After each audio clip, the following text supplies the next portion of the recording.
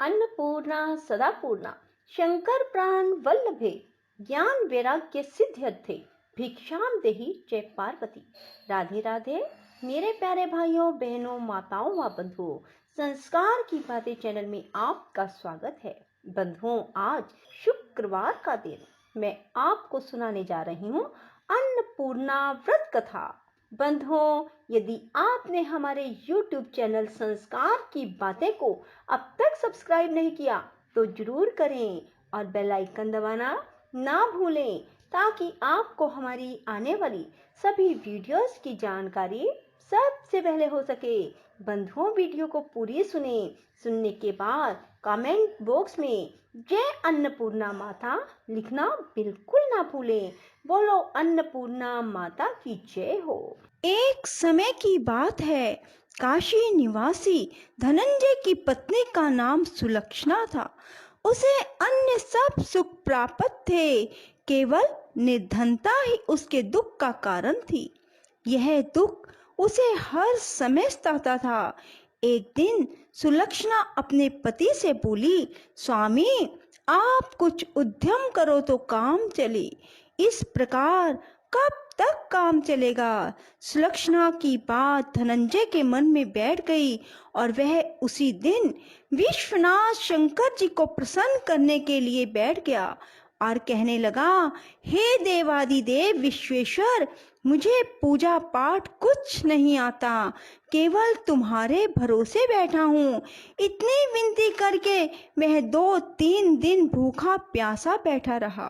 यह देखकर भगवान शंकर ने उसके कान में अन्नपूर्णा अन्नपूर्णा अन्नपूर्णा इस प्रकार 3 बार कहा। यह कौन क्या कह गया, इसी सोच में धनंजय पड़ गया कि मंदिर से आते हुए ब्राह्मणों को देखकर पूछने लगा, पंडित जी, अन्नपूर्णा कौन है। ब्राह्मणों ने कहा, तू अन्न छोड़ बैठा है, सो तुझे अन्न की ही बात सूझती है।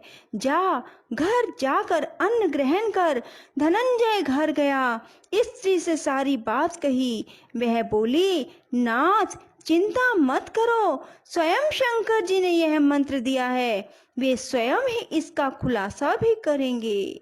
आप फिर जाकर उनकी आराधना करो। धनंजय फिर जैसे के तैसा पूजा में बैठ गया। रात्रि में शंकर जी ने आज्ञा दी, कहा, तू पूर्व दिशा में चला जा। वह अन्नपूर्णा का नाम जपता जाता, रास्ते में फल खाता जाता, झरनों का पानी पीता जाता। इस प्रकार कितने ही दिनों तक चलता गया। वहां उसे चांदी सी चमकती वन की शोभा देखने में आई, सुंदर सरोवर देखने में आया। उसके किनारे कितनी ही अप्सराएं झुंड बनाए बैठी थी, एक कथा कहती थी और सब माँ अन्नपूर्णा इस प्रकार बार बार कहती थी।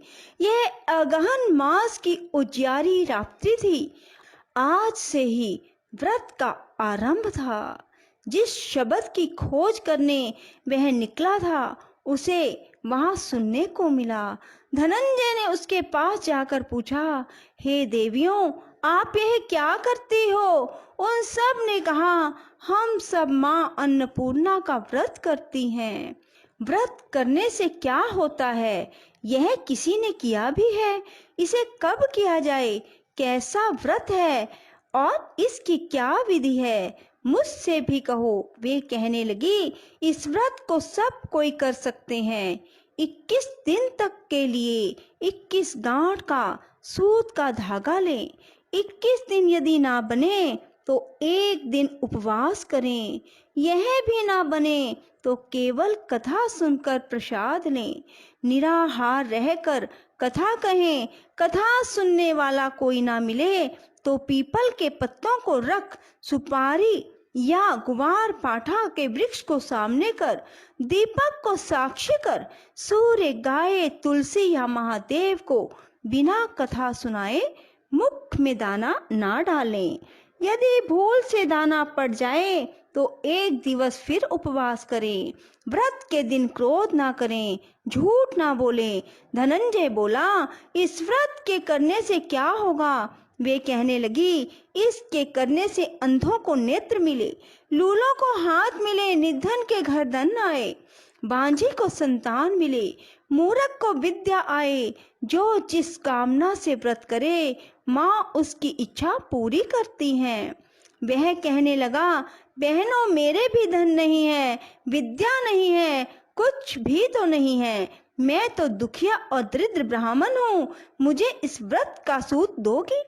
हाँ भाई, तेरा कल्याण हो, तुझे देंगी, ले इस व्रत का मंगल सूत्र ले। धनंजय ने व्रत किया, व्रत पूरा हुआ। तभी सरोवर में से 21 खंड की स्वर्ण सीढ़ी हीरा मोती जड़ी हुई प्रकट हुई। धनंजय जय अन्नपूर्णा कहता जाता इस प्रकार कितनी ही सीढ़ियां उतर गया। क्या देखता है, करोड़ों सूर्यों के समान अन्नपूर्णा का मंदिर है। उसके सामने स्वर्ण सिंहासन पर माता अन्नपूर्णा विराजमान है। सामने भिक्षा हेतु भगवान शंकर खड़े हैं। देवंगनाएं चवर डुलाती हैं, कितने ही हथियार बांधे पहरा देती हैं। धनंजय दौड़कर जगदम्बा के चरणों में गिर गया। देवी उसके मन का क्लेश जान गई। धनंजय कहने लगा, माता आप तो अंतर्यामिनी हो, आपको अपनी दशा क्या बताऊं। माता बोली, तूने मेरा व्रत किया है, जा संसार तेरा सत्कार करेगा। माता ने धनंजय की जीवा पर बीज मंत्र लिख दिया। अब तो उसके रोम रोम में विद्या प्रकट हो गई। इतने में क्या देखता है, काशी विश्वनाथ के मंदिर में खड़ा है। माँ का वरदान ले धनंजय घर आया। सुलक्षणा से सब बात कही। माता जी की कृपा से उसके घर में संपत्ति उमड़ने लगी। छोटा सा घर बहुत बड़ा गिना जाने लगा। जैसे शहद के छत्ते में मक्खियां जमा होती हैं, उसी प्रकार अनेक सगे संबंधी आकर उसकी बड़ाई करने लगे। कहने लगे, इतना धन और इतना बड़ा घर, सुंदर संतान नहीं तो इस कमाई का भोग कौन करेगा। सुलक्षणा से संतान नहीं, इसलिए तुम दूसरा विवाह करो। अनिच्छा होते हुए भी धनंजय को दूसरा विवाह करना पड़ा और सती सुलक्षणा को सोच का दुख उठाना पड़ा। इस प्रकार दिन बीतते गए। फिर अगहन मास आया। नए बंधन से बंधे पति से सुलक्षणा ने कहलवाया कि हम व्रत के प्रभाव से सुखी हुए हैं, इस कारण यह व्रत छोड़ना नहीं चाहिए। यह माता जी का प्रताप है जो हम इतने संपन्न और सुखी हुए हैं।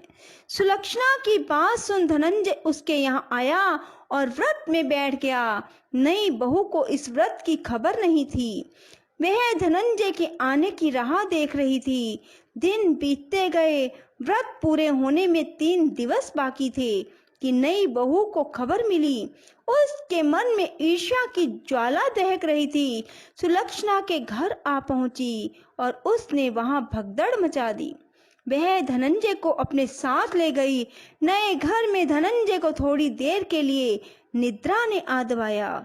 इसी समय नई बहू ने उसके व्रत का सूत तोड़कर आग में फेंक दिया। अब तो माता जी का कोप जाग गया। घर में अकस्मात आग लग गई। सब कुछ जलकर राख हो गया। सुलक्षणा जान गई और पति को फिर अपने घर ले आई। नई बहू रूठ कर पिता के घर जा बैठी। पति को परमेश्वर मानने वाली सुलक्षणा बोली, नाथ घबराना नहीं, माता जी की कृपा अलौकिक है। पुत्र कुपुत्र हो जाता है पर माता कुमाता नहीं होती। अब आप श्रद्धा और भक्ति से आराधना शुरू करो, वे जरूर हमारा कल्याण करेंगी। धनंजय फिर माता के पीछे पड़ गया। फिर वही सरोवर सीढ़ी प्रकट हुई, उसमें माँ अन्नपूर्णा कहकर उतर गया। वहां जा माँ जी के चरणों में रुदन करने लगा। माता प्रसन्न हो बोली, यह मेरी स्वर्ण की मूर्ति ले, इसकी पूजा करना, तू फिर सुखी हो जाएगा। जा, तुझे मेरा आशीर्वाद है। तेरी स्त्री सुलक्षणा ने श्रद्धा से मेरा व्रत किया है, उसे मैंने पुत्र दिया। धनंजय ने आंखें खोली तो खुद को काशी विश्वनाथ के मंदिर में खड़ा पाया। वहां से फिर उसी प्रकार घर को आया। इधर सुलक्षणा के दिन चढ़े और महीने पूरे होते ही पुत्र का जन्म हुआ। गांव में आश्चर्य की लहर दौड़ गई, मान्यता आने लगी। इस प्रकार उसी गांव के निसंतान सेठ के पुत्र होने पर उसने माता अन्नपूर्णा का मंदिर बनवा दिया। उसमें माताजी धूमधाम से पधारी, यज्ञ किया और धनंजय को मंदिर के आचार्य का पद दे दिया। जीविका के लिए मंदिर की दक्षिणा और रहने के लिए बड़ा सुंदर भवन बनवा दिया। धनंजय स्त्री पुत्र सहित वहां रहने लगा। माता जी के चढ़ावे में भरपूर आमदनी होने लगी। उधर नई बहू के पिता के घर डाका पड़ा, सब लुट गया।